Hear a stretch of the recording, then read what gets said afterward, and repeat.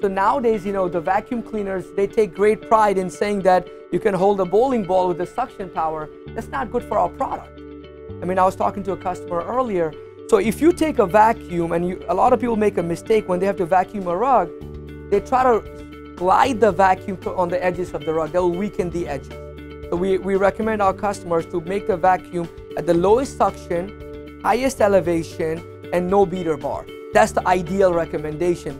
But if you use a very industrial vacuum or heavy power vacuum, and you don't take care of how you put the vacuum on top of the rug, it can make the rug weaker. And the second thing, if you drop stuff, you drop a glass of water, you have to make sure it dries right away. You gotta get the water out, because the latex, if you put water for so long, it will make the wool weaker.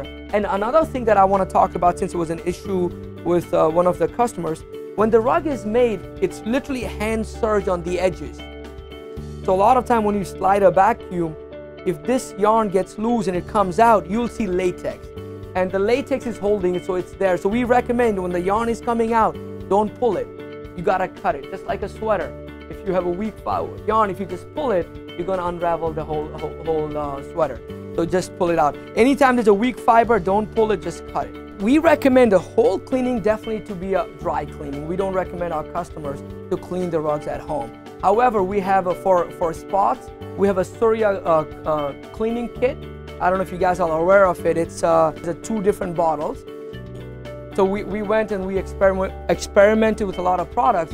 So we partnered with one of the biggest cleaning company, and we created this for rugs. And that can also be used for fabric, so for sofas. So I think so a small cleaning one can be it can be done at home. But on our label, I say professional dry cleaning, because we don't want to take the liability how a customer's going to clean it.